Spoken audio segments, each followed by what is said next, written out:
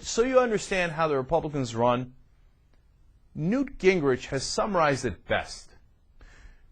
You know, we've been telling you on the show for how many weeks, months, years now that the whole party is based on fear, and they want to do the fear-mongering, they want to scare the American people, but also they themselves, they're afraid. They're a very, very scared, cowardly party. Now, don't take my word for it. Take Newt Gingrich's word for it. He's going to be on Meet the Press here with David Gregory, and he's going to admit it. Watch.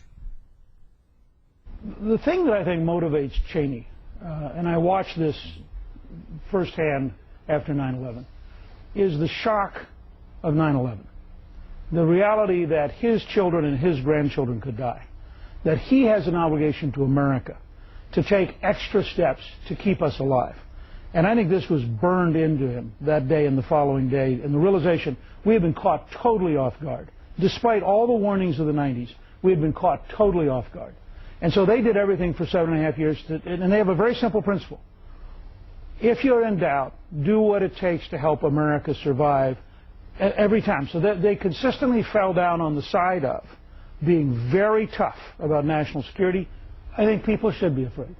I think the lesson of 1993, the first time they bombed the World Trade Center, was fear is probably appropriate. I think the lesson of Khobar Towers, where American servicemen were killed in Saudi Arabia, was fear is probably appropriate. I think the lesson of the 2 embassy bombings in East Africa was fear is probably appropriate. I think the lesson of the coal being bombed in Yemen was fear is probably appropriate. I'll tell you, if you aren't a little bit afraid after 9/11 and 3,100 Americans killed inside the United States by an effort, if you aren't worried about the second wave attack that was designed to take out the biggest building in Los Angeles, I think that you are out of touch with reality. But Speaker Gingrich, you make the point about how Vice President Cheney felt personally, personal fear.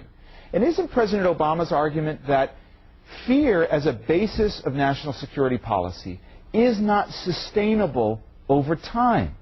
How do you come up with a sustainable legal framework, a sustainable national security policy? Don't we elect leaders to transcend fear for lasting policy? Look, how much should you worry about something truly terrible happening to America?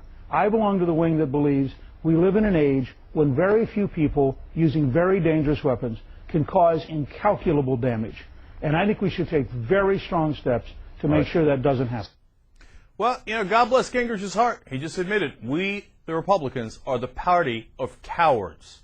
We're always afraid. We're afraid of Al-Qaeda. We're afraid of the Taliban. We're afraid of the terrorists. You know, fear is always appropriate. Fear is appropriate. How many times did he say it? 4 times, 5 times?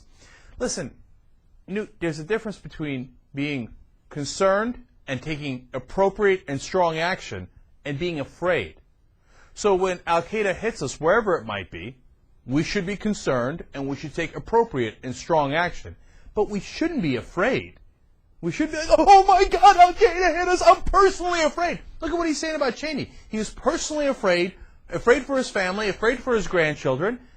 And you know what that kind of fear brings out? It brings out panic.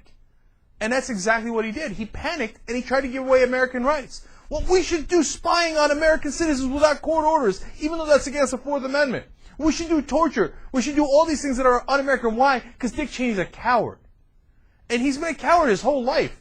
5 deferments out of Vietnam. He said, oh, I was too busy. I couldn't go. He wants everybody else to fight the wars that he's too scared to fight.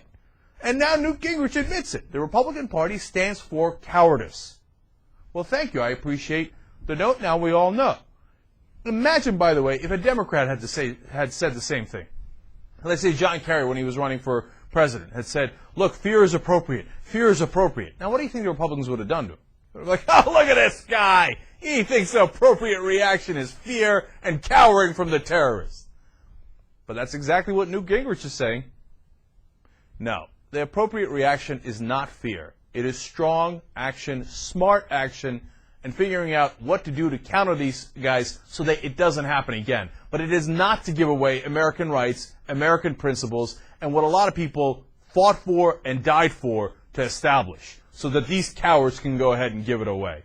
Newt, hell no. That's not how we roll. These colors don't run. Watch a live show 24/7 at theyoungturks.com.